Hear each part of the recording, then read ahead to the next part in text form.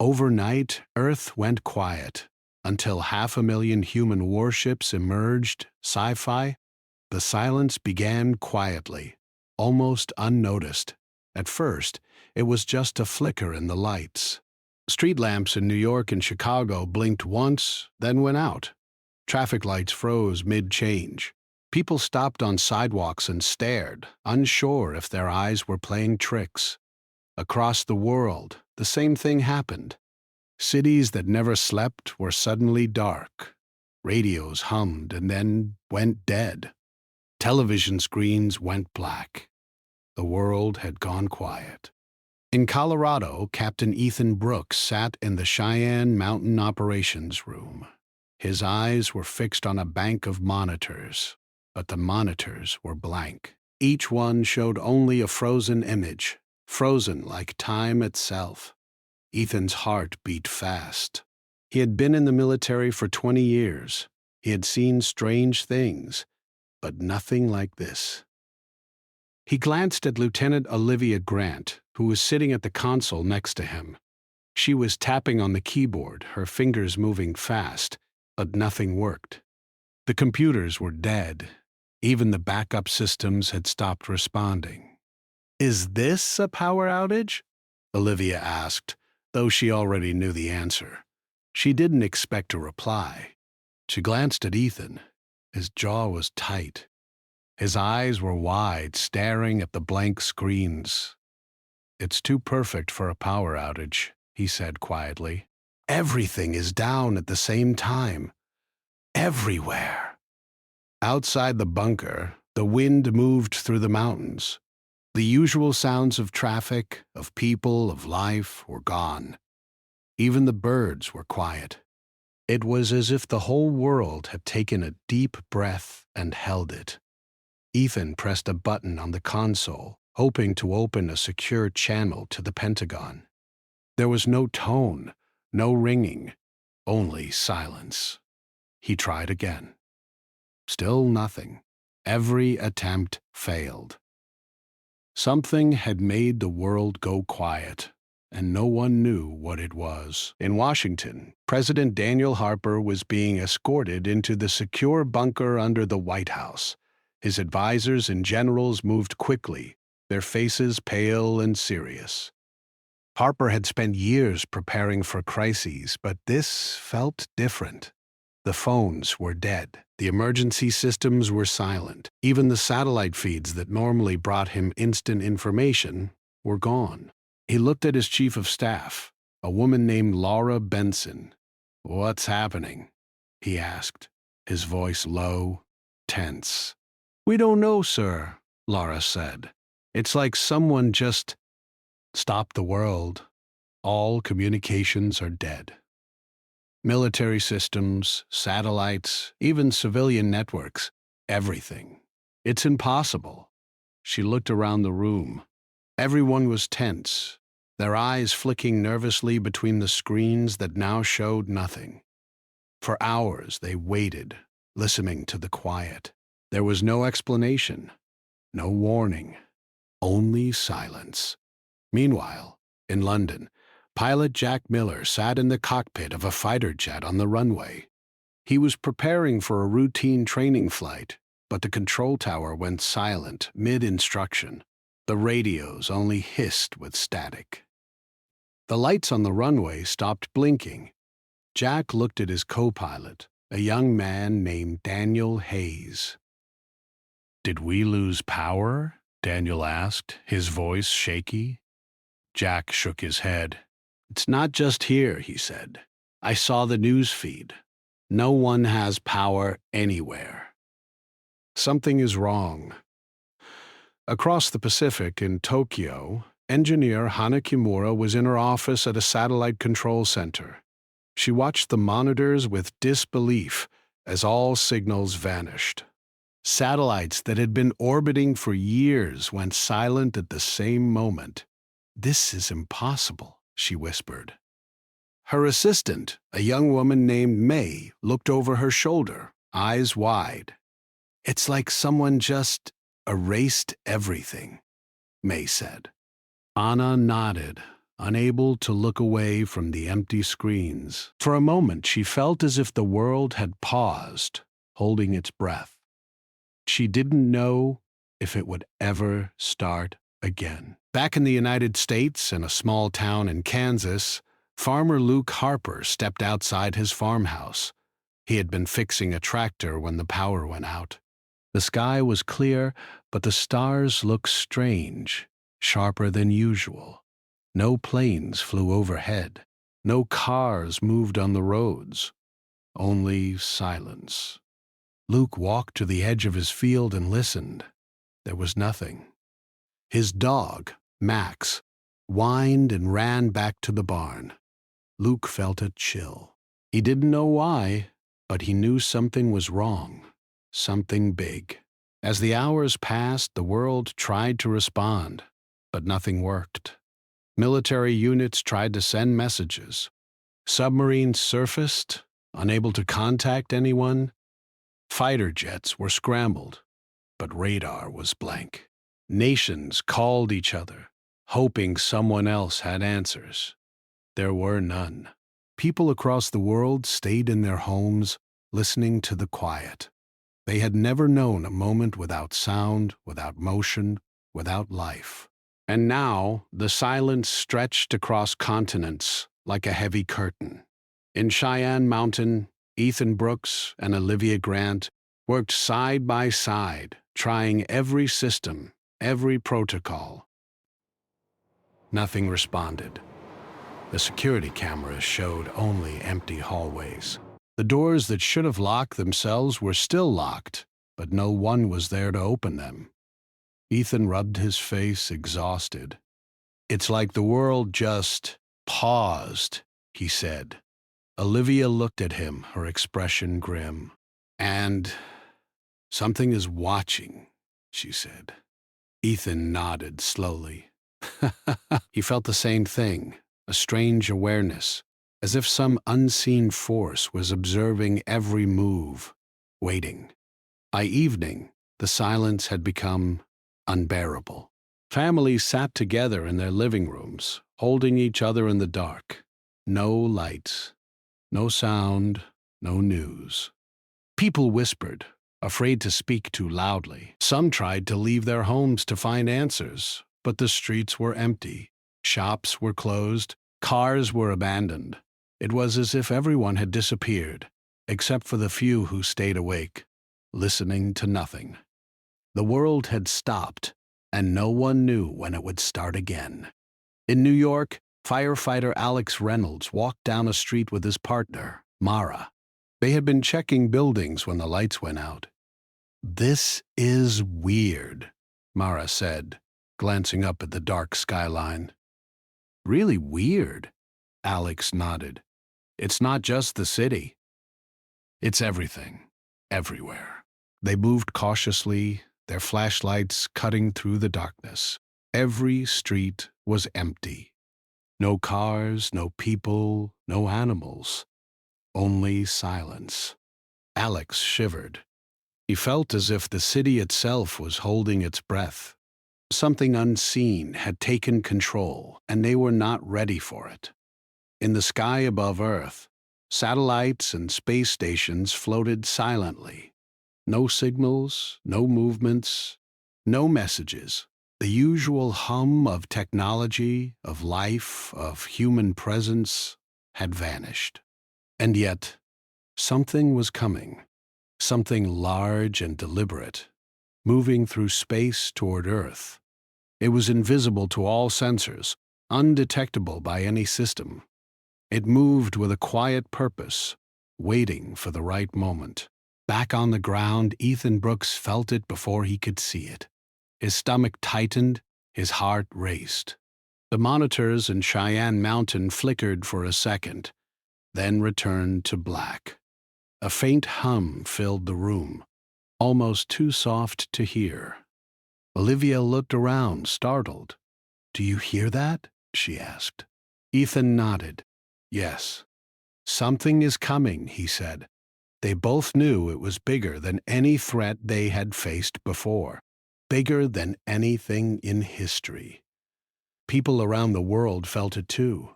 Farmers in Kansas, pilots in Japan, firefighters in New York, engineers in London, all sensed the same shift, the same presence. It was a feeling, a pressure, as if the air itself was aware. No one could explain it. No one could resist it. And then, slowly, the first lights appeared in the night sky, small, faint, far away. At first, people thought it was satellites or meteors or some natural phenomenon. But the lights did not fall. They moved with purpose, aligning in strange formations. They spread across the sky like a net, vast and impossible. Ethan and Olivia watched from the bunker as the first images came through restored sensors. The lights were huge, thousands of them, forming shapes too perfect to be natural. Each one had a human design, but unlike any ship or aircraft ever seen. They moved in formation, silent, controlled, unstoppable. Ethan's hands shook as he typed commands, trying to identify them. Olivia's voice was barely a whisper. "There, human," she said, "but not ours." By the time the sun rose in New York, London, Tokyo, and every other city, the world had begun to understand the truth. Something human, but far more advanced, was in orbit. Something had been hiding. Something had been waiting. 500,000 vessels, enormous and impossible, were forming a ring around Earth. And the world, after a full night of silence, was about to wake up to the reality that humanity was no longer alone, and that the future had just changed forever. Ethan leaned back in his chair, staring at the screens. Olivia stood beside him, her eyes wide, not blinking. Neither spoke. Outside the bunker, the world was quiet, but the silence had a new meaning now. It was no longer empty. Something was out there. Something human. Something unstoppable. And the waiting, they realized, was only the beginning. The sun had barely climbed above the horizon when the first reports came in. Across the world, military radar systems, which had been dead all night, suddenly blinked back to life. Monitors flickered and hummed. Communications returned. Phones rang again. People thought it was a miracle, but soon they realized something far stranger had happened. 500,000 warships hovered in orbit around Earth. No nation had ever built anything like it. No military database contained these designs. Each vessel was enormous, shaped like familiar human ships but on a scale that was impossible. Some were longer than cities, their hulls gleaming under the rising sun. Others were narrow and sharp, like giant spears cutting through space. Every ship was perfectly aligned with the others. Every ship moved in silent coordination. In the operations room of Cheyenne Mountain, Captain Ethan Brooks could hardly believe his eyes. The radar screens, which had been dead for 12 hours, now filled with thousands of blips moving with precision. Lieutenant Olivia Grant stood beside him, her hand gripping the edge of the console. "Ethan, these are ours," she whispered. "They're human, but how?" Ethan shook his head. "I don't know. They're not in any records. Not ours, not anyone's." He ran his hand through his hair. "This is something else entirely." The first official communication from the fleet came 30 minutes later. Every network on Earth, military and civilian, received the same message at once. It was brief and simple, but its impact was immediate. Stand by for planetary address. Fighter jets were launched, missile silos were activated, soldiers braced at their posts. And yet, every weapon system instantly locked itself out. Nuclear codes, jet systems, missile controls, all blocked by something beyond human design. No one could act against the fleet, and the fleet did not attack. They simply waited. In Washington, President Daniel Harper paced in the secure bunker. His advisors, generals, and scientists crowded around him, eyes wide with fear and confusion. "Who are they?" he demanded. "Why are they here?" Laura Benson, his chief of staff, shook her head. "Sir, they're human, but it doesn't make sense. Every system they have is centuries ahead of anything we have now. Their reactors, their shields, their ships are beyond our understanding. And we have no idea where they came from?" "No idea," Laura admitted. "And if we try to fight them, I don't think we could even touch one." Thousands of miles away, engineer Grace Mitchell stared at a live orbital feed from her station in Houston. Her hands shook as the camera panned across the massive fleet. She had seen models in textbooks, prototypes in labs, but nothing like this. She swallowed hard. "They're incredible," she whispered to herself. "Who could have built all of this?" Across the Atlantic, pilot Jack Miller and his squadron circled above London in a scramble exercise that now seemed meaningless. "Do you see that?" Jack asked, pointing at the sky. "It's every military ship in orbit. Every ship, human. And there are hundreds of thousands of them." Daniel Hayes, his co-pilot, gulped. "It's like humanity just multiplied by 1,000,000 in space." And it was true. 500,000 warships, human-built, surrounded the planet in perfect formation. Some hovered directly above cities, others in the oceans, and many stationed in orbit above deserts and forests. Satellites moved aside as if afraid to interfere. The fleet blocked nothing, attacked nothing, and yet its presence was absolute. In Cheyenne Mountain, Ethan Brooks called up a live feed from the flagship in orbit. The largest ship, taller than any skyscraper on Earth, floated silently above the equator. Its designation appeared across every screen worldwide: Liberty Dawn. On every monitor, a single figure appeared. He was tall, wearing a uniform unlike any currently issued by any nation. His hair was gray at the temples, and his face was strong, with deep lines from years of command. His name flashed on the screens below him: Admiral Lucas Hale. "People of Earth," Hale began, his voice calm and steady, carrying across every frequency simultaneously. "We are the United Earth Expeditionary Fleet.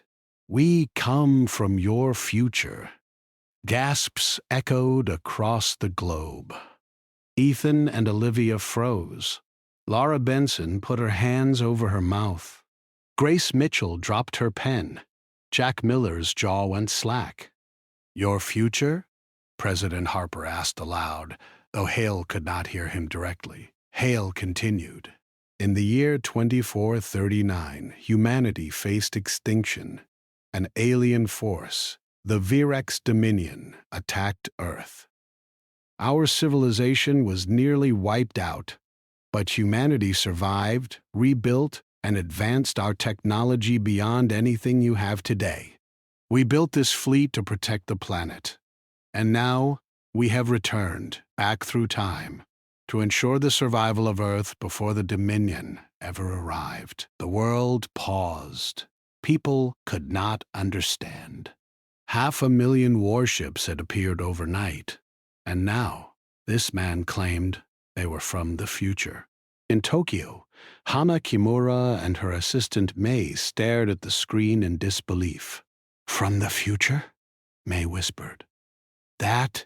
That's impossible." Hana shook her head. "No, it's real. Look at the ships. Look at the technology. This is centuries ahead of us. They couldn't have built this in our time." Across New York, firefighter Alex Reynolds shook his head as he stared up at the fleet through the city's haze. "All our lives, all our rules, none of it matters anymore," he muttered. Mara, his partner, stood silently, watching the massive formations in the sky. Ethan Brooks felt a chill run down his spine. "They're telling the truth," he said. Olivia nodded slowly, still staring at the monitor.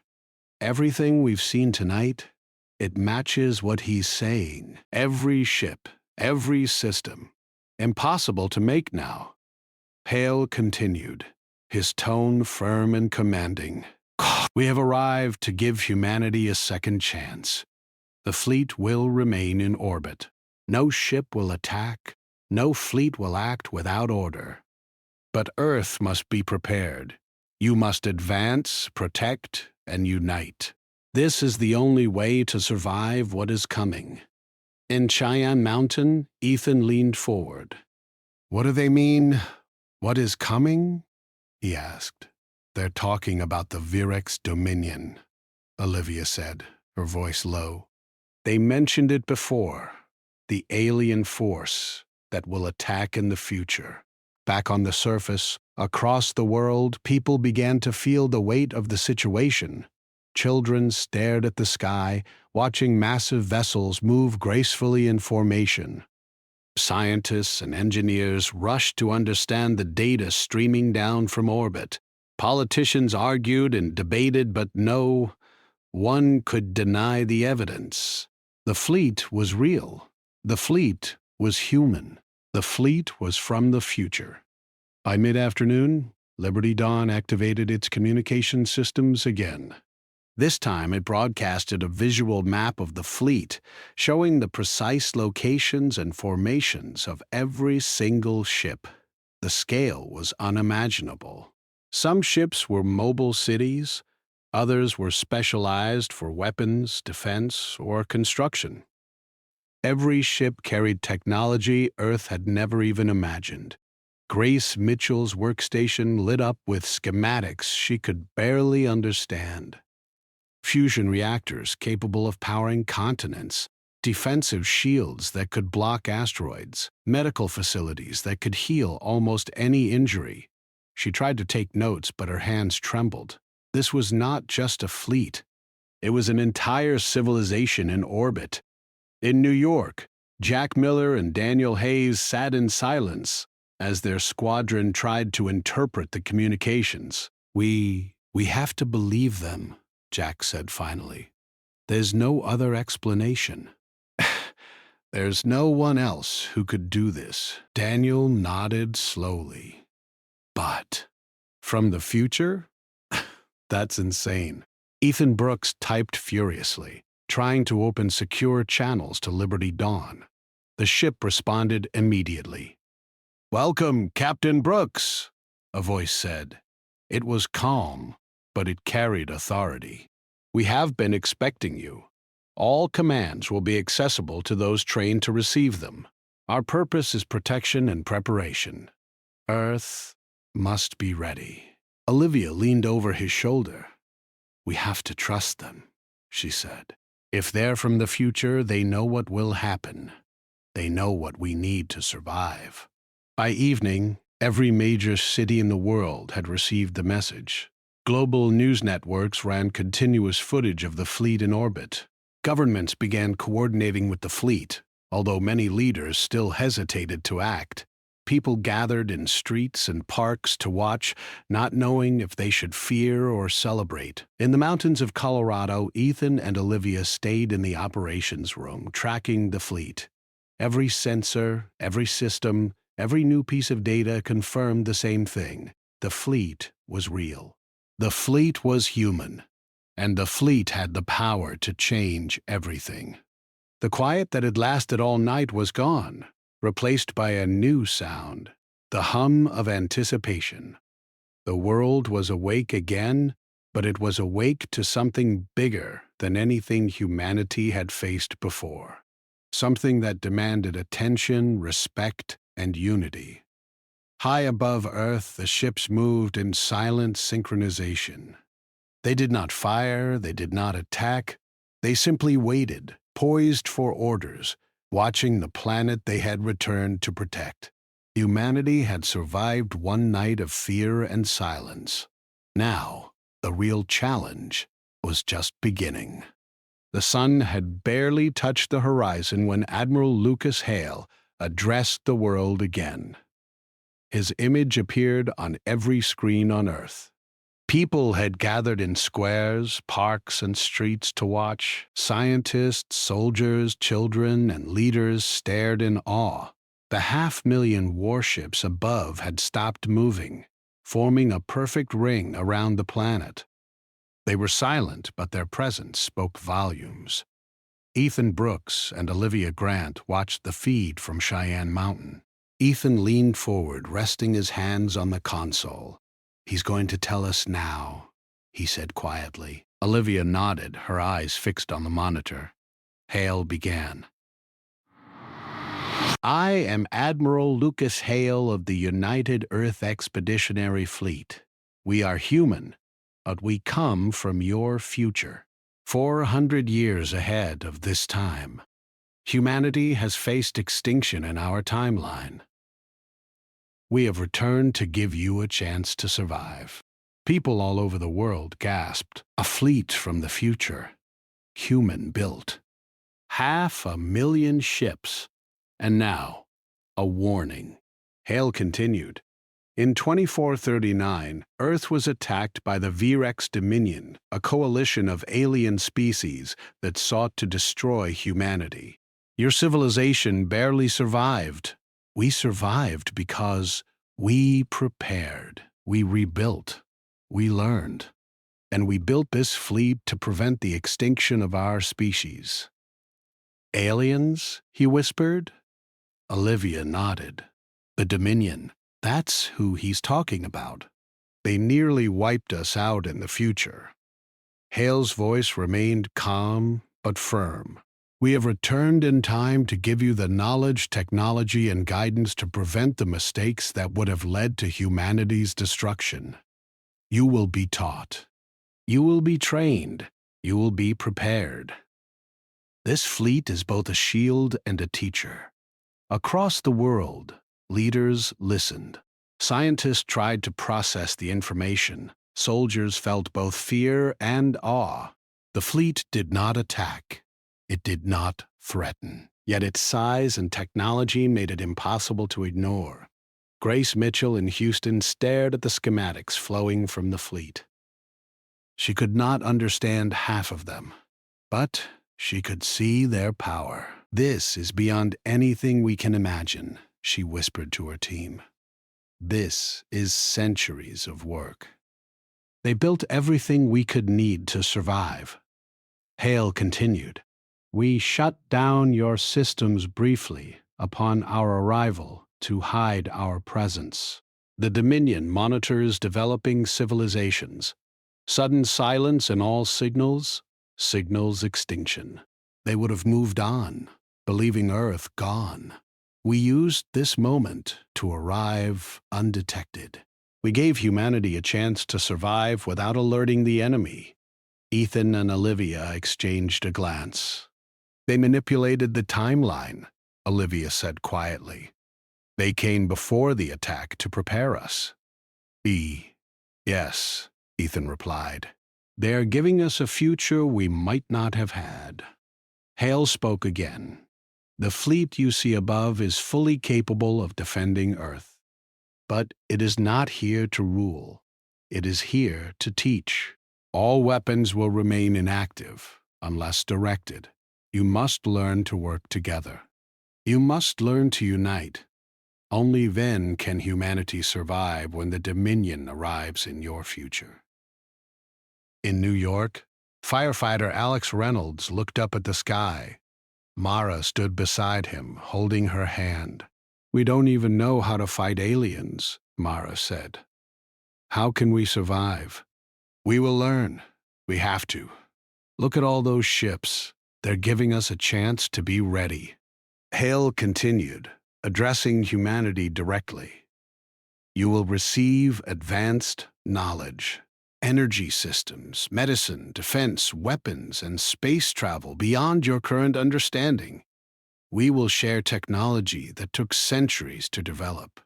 Use it wisely. Do not waste this opportunity." In Cheyenne Mountain, Ethan felt the weight of the responsibility. "They're not giving us just ships," he said.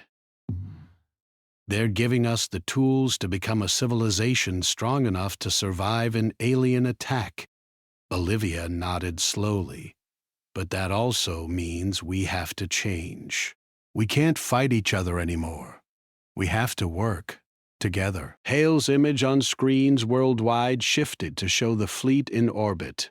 "Each ship you see is capable of independent operation, but all are part of a larger system. Coordination is key. The fleet will remain in orbit until Earth can defend itself and until you are ready to face the challenges beyond your skies." In Tokyo, engineer Hana Kimura stared at the screen. "They're giving us everything," she whispered. "We can rebuild, advance, and protect ourselves." Her assistant, May, nodded. "But we have to understand it. Otherwise, it's useless." Hale's message continued. "We have built this fleet in the future. We have trained, learned, and survived. You have the opportunity to receive that same knowledge now. Earth must be ready before the Dominion arrives. Time is limited, but the lessons are powerful." In Washington, President Harper spoke to his advisors. "We can't waste this. We have been given a gift, a second chance, but we also have a responsibility. We have to unite, train, and prepare humanity." Laura Benson nodded. "We can use the fleet as a teacher. We can advance our technology and defend our planet. But we must also change as a civilization. We cannot remain divided." Hale's transmission ended with a warning. "The universe is vast. The Dominion is patient and watchful. They will come. You have been given a chance to survive before their arrival. Use it wisely. Humanity's future depends on your actions today." Across the world, people felt the truth in his words. Children looked up at the massive fleet. Soldiers trained with new equipment. Scientists worked to understand the technology flowing from orbit. Humanity was learning to rise, to grow, and to prepare. Ethan Brooks looked at Olivia. "We're part of something bigger than ourselves," he said. "We have to make this count." Olivia nodded. "We're not just defending Earth anymore. We're building the future." The first weeks after the fleet's arrival were chaotic but productive. Advanced energy systems were installed in major cities. Medical technologies that could cure diseases overnight were integrated into hospitals. Satellites sent by the fleet formed a communication network that spanned the globe. Humanity had never seen cooperation like this. Jack Miller trained with new ship systems in a virtual simulator. Daniel Hayes watched over him. "I never thought we'd see technology like this," Jack said. "These ships are bigger than cities, faster than any plane, and stronger than any weapon we've had." Daniel nodded. "And we have to learn it all. Because the Dominion is coming, eventually." In Cheyenne Mountain, Ethan and Olivia coordinated with teams around the world. "We need to prepare Earth not just for defense, but for survival," Ethan said. "We can't rely on the fleet forever. Eventually, we must be ready to protect ourselves," Olivia agreed. "We're getting centuries of knowledge in just months, but knowledge is useless if we don't act on it. We have to build, train, and unite." High above Earth, the fleet began deploying construction platforms, orbital shipyards, and defensive satellites. Each structure was massive, larger than anything humans had ever built. Engineers on Earth watched as the fleet's ships began assembling orbital platforms in real time. Humanity had never seen technology move this fast, this precise, this powerful. In London, Jack Miller trained in the controls of a new vessel. The simulator allowed him to practice moving ships larger than skyscrapers, with weapons capable of destroying entire fleets. He felt fear, but also determination. "We have a chance," he said. "A chance to survive. And we can't fail." Meanwhile, scientists around the world studied the streams of data from the fleet. Fusion reactors capable of powering continents, medical systems that could cure almost anything, defense shields that could block meteors. Every discovery brought more hope, but also more responsibility. Humanity was no longer a small, weak species. The future had been handed to them. Ethan Brooks sat in the operations room, watching as data poured in. "We have to coordinate everything," he said.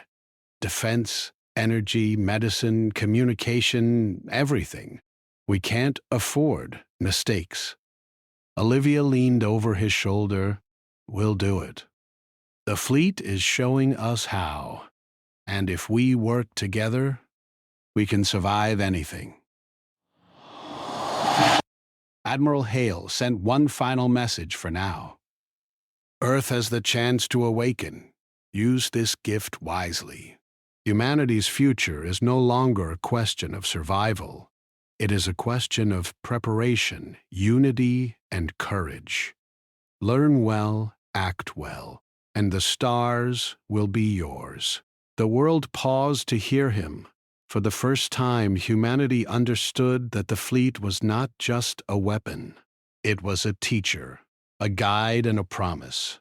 500,000 warships floated silently above the planet, waiting, observing, ready to intervene if necessary. But their presence alone was enough to inspire a change in humanity.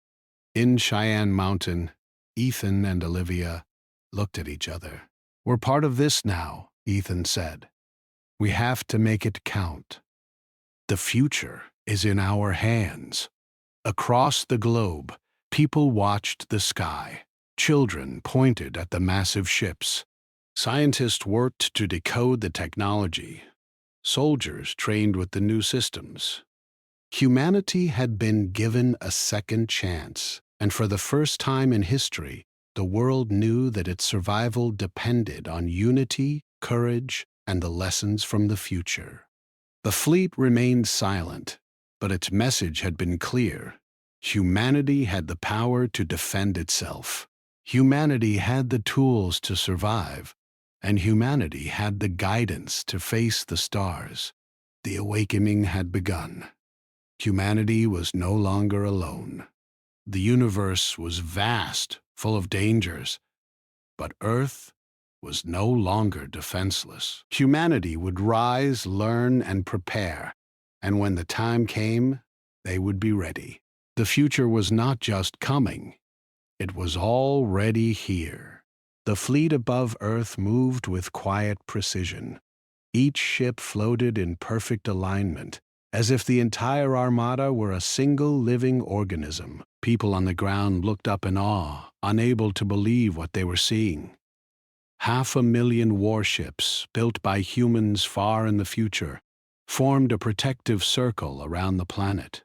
The world had never been this united or this powerful, yet it had not come from its own effort. Captain Ethan Brooks stood on a hill near Cheyenne Mountain, looking at the sky through powerful binoculars. Olivia Grant was beside him, her arms folded. Both had been awake for hours, tracking the fleet's movements and receiving constant updates.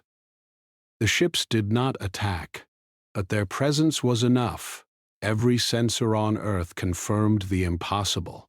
The fleet was entirely real, entirely functional, and entirely human. "They're incredible," Olivia said, finally breaking the silence. "Every ship, every system, it's like the future has already happened. And now we're living in it. But the real question is, what do we do with it?" Across the world, people were beginning to understand that life would never be the same. Streets that had once been chaotic and noisy were now filled with groups of citizens looking up at the sky. Children pointed at the massive vessels, their eyes wide with wonder. Teachers tried to explain the fleet to students, though few could grasp the scale of what they were seeing. Scientists worked frantically, studying streams of data being sent from the ships. Governments tried to maintain control, but no one could deny the fact that Earth's power had suddenly changed. President Daniel Harper watched the fleet from the White House bunker. His advisors crowded around him, each sharing their reports. Some were frightened, some were inspired. All agreed on one thing: humanity could no longer act as if it were alone in the universe. They've given us technology, guidance, and protection, Harper said finally. But they expect us to rise to the challenge. We can't waste this. We must unite. In Houston, engineer Grace Mitchell barely slept. The data streaming from the fleet was overwhelming. Schematics for new energy systems, medical advancements, and defensive technology poured into Earth's servers.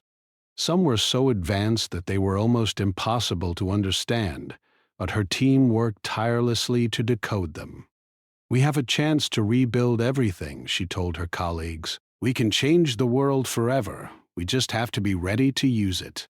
Meanwhile, pilots like Jack Miller and Daniel Hayes were being trained in new systems sent from the fleet.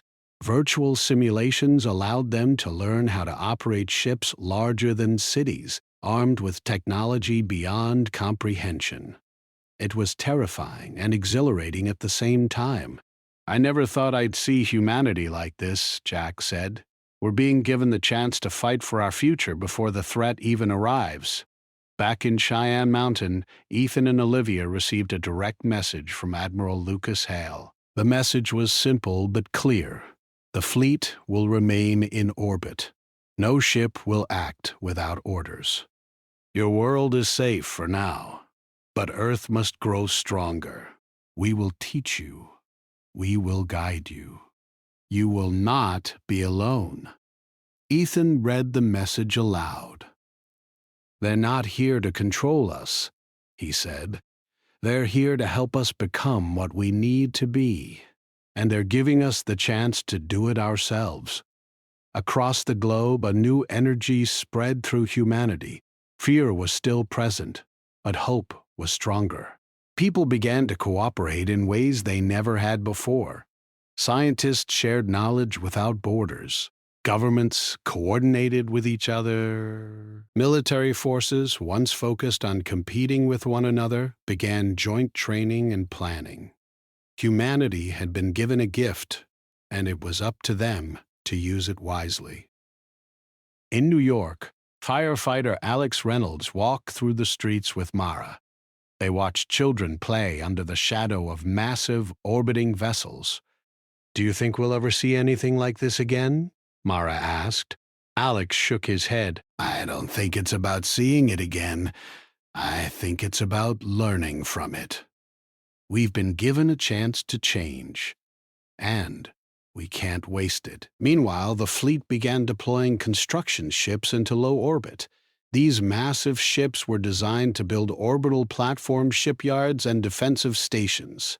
The largest platforms stretched for hundreds of kilometers, forming a lattice of protective structures around Earth. Satellites moved into new positions, feeding data to the fleet and to Earth scientists. Humanity watched in amazement as the sky became a field of work and life, buzzing with activity, yet silent to the ears. In Tokyo, Hana Kimura and Mei worked tirelessly to integrate some of the fleet's technology into Earth's systems. Power grids were upgraded, making blackouts impossible. Communication networks were improved, allowing instant global coordination. Even transportation systems were redesigned to work in harmony with the new technology. It was like watching the world slowly awaken to its true potential. But the fleet's presence also brought a sense of responsibility. Every government, every military force, and every citizen knew that Earth could no longer afford to fight among itself. Any conflict could now threaten the very planet that the fleet protected.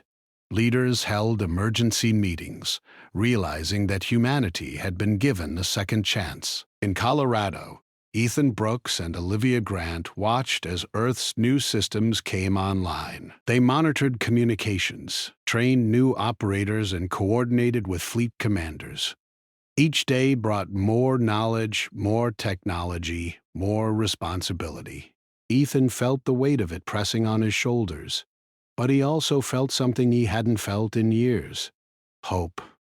In London, Jack Miller trained in the virtual systems, learning how to control vessels far larger and more powerful than any fighter jet.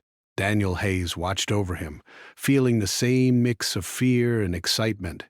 "If this is the future, we have to be ready," Jack said. "We can't fail, not with all of this watching over us." As the days passed, humanity began to change. Cities were rebuilt using advanced materials sent from the fleet. Medicine improved at a rate never before imagined. Energy systems became cleaner and more efficient. Defense networks were established, making Earth nearly untouchable by any known enemy. People were learning faster, working together better, and thinking in ways that had been impossible before. Children grew up seeing 500,000 ships in the sky, learning to dream bigger. Scientists, engineers, soldiers, and civilians all contributed to this new world. Humanity was no longer small, weak, or divided. The fleet had given them the tools, the guidance, and the protection. It was up to them to use it. And then, one night, a message came from Liberty Dawn. Admiral Hale appeared across all channels. "Earth is awake," he said. "You have learned. You have grown. The fleet will remain as long as necessary. But remember, the universe is vast. Your survival is only the first step. You are no longer alone, and you must prepare for what lies beyond your skies." Ethan Brooks felt a chill as he watched the Admiral speak. "This isn't the end," he said. "It's just the beginning. And we have to make it count." Across the world, people looked up at the stars. The silence that had once filled the night was gone. In its place was the hum of energy, of life, of readiness. 500,000 ships floated in orbit, but they were not a threat. They were a promise. They were proof that humanity could rise, could grow, and could defend itself. In the deserts of Africa, in the forests of South America, in the cities of Europe, in the plains of North America, humanity worked together. Scientists and soldiers, engineers and farmers, children and adults, all looked up at the fleet and saw not fear, but hope. They had been given a second chance, a chance to become what humanity was meant to be. In Cheyenne Mountain, Ethan and Olivia monitored the global systems. They saw the world changing in real time, learning, adapting, and growing stronger. "It's amazing," Olivia said quietly. "All of this, it's happening because they believed we could." Ethan smiled, feeling a mix of pride and responsibility. "We have to be ready for whatever comes next," he said, "because now the stars are ours to face." And high above Earth, the fleet remained, silent, powerful, and patient. 500,000 warships floated in orbit, watching over a planet that had faced extinction in another timeline and survived. Humanity had been given the tools, the guidance, and the opportunity, and for the first time, the world understood that its future was no longer uncertain. The universe was vast, full of unknown dangers. But Earth was awake. Humanity was awake. And together they would face whatever came next, ready, united, and strong. The awakening had begun. Humanity would never be the same again.